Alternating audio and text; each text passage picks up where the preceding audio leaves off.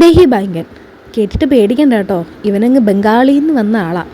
നമ്മുടെ Instagram feed മൊത്തം ഇപ്പോൾ ഇവൻ കയ്യേറിയിരിക്കുകയാണ്. അതുകൊണ്ട് ഞാൻ വിചാരിച്ചു ഇവനെ ഒന്ന് ട്രൈ ചെയ്യാമെന്ന്. ഇതിനാവശ്യമായിട്ടുള്ളത് നല്ല വലിയ വഴുതനങ്ങയാണ്. പക്ഷേ എനിക്കത് കിട്ടിയില്ല. മീഡിയം സൈസിലുള്ള വഴുതനങ്ങയാണ് എനിക്ക് കിട്ടിയത്. നമുക്കത് നല്ല റൗണ്ടായിട്ട് കറക്റ്റിന് കട്ട് ചെയ്തെടുക്കാം. ഒരേ സൈസിലായിരിക്കണമെന്നൊക്കെ ഉണ്ട്, പക്ഷേ കുഴപ്പമില്ല, എങ്ങനെയും കട്ട് ചെയ്തെടുത്താൽ മതി. ഈ കട്ട് ചെയ്ത വഴുതനങ്ങയെല്ലാം നമുക്കൊരു ബൗളിലേക്ക് ഇടാം. ഇതിലേക്ക് നമുക്ക് കുറച്ച് ഇൻഗ്രീഡിയൻസ് ചേർക്കാനുണ്ട്. ആവശ്യത്തിന് മുളക് പൊടി നിങ്ങളുടെ എരിവനുസരിച്ച് ചേർക്കാമേ. ഞാനിപ്പോൾ കാശ്മീരി ചില്ലിയാണ് ചേർത്തേക്കുന്നത്. പിന്നെ കുറച്ച് മഞ്ഞൾപ്പൊടി, മല്ലിപ്പൊടി, നിങ്ങൾക്ക് ഇഷ്ടമുണ്ടെങ്കിൽ മാത്രം പെരുംജീരകത്തിൻ്റെ പൊടി ചേർക്കാം. പിന്നെ കുറച്ച് ഇഞ്ചി ചതച്ചത്, ആവശ്യത്തിന് ഉപ്പ്. ഇതെല്ലാം കൂടെ നമുക്കൊന്ന് മിക്സ് ചെയ്ത് വെക്കാം. മറന്നുപോയി, കുറച്ച് വെളിച്ചെണ്ണയും കൂടെ ചേർക്കാമേ.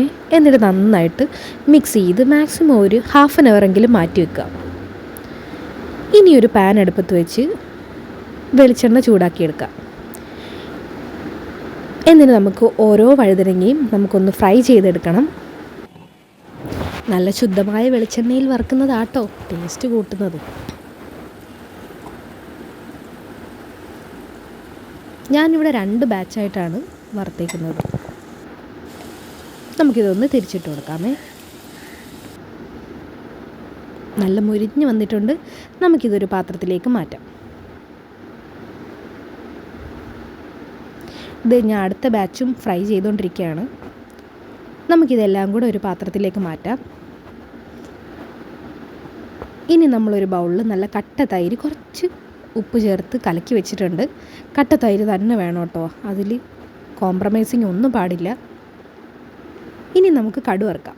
അതിലേക്ക് കുറച്ച് വെളിച്ചെണ്ണ ഒഴിക്കുക, കടുക്, അതൊന്ന് പൊട്ടി വരട്ടെ. എന്നിട്ട് നമുക്ക് ചെറിയ ഉള്ളി അരിഞ്ഞത്, കറിവേപ്പില വേണം പക്ഷേ ഇല്ലായിരുന്നു, വറ്റൽമുളക്. ഇനി നമുക്കിത് ആ മിക്സിലേക്ക് ചേർക്കാം. ഇനി കുറച്ച് കായപ്പൊടിയും കൂടി ഇട്ട് കൊടുക്കാമേ. ഇനി ഇത് നന്നായിട്ട് മിക്സ് ചെയ്യാം. നോക്കി എന്ത് ഭംഗിയല്ലേ കാണാൻ. ഈ കായപ്പൊടിയൊക്കെ ചേർക്കുന്ന കേട്ടോ നമ്മുടെ ഒരു കേരള തനിമ.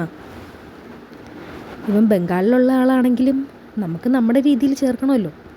ഇനി നല്ല കുത്തരി ചോറും നമ്മുടെ ഈ ദഹി ഭയങ്കരം കൂട്ടി ഒരു പിടി പിടിക്കാം.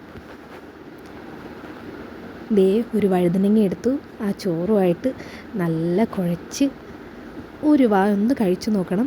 നിങ്ങൾ വീണ്ടും വീണ്ടും ഉണ്ടാക്കണം. ട്രൈ ചെയ്യണം കേട്ടോ. ബൈ.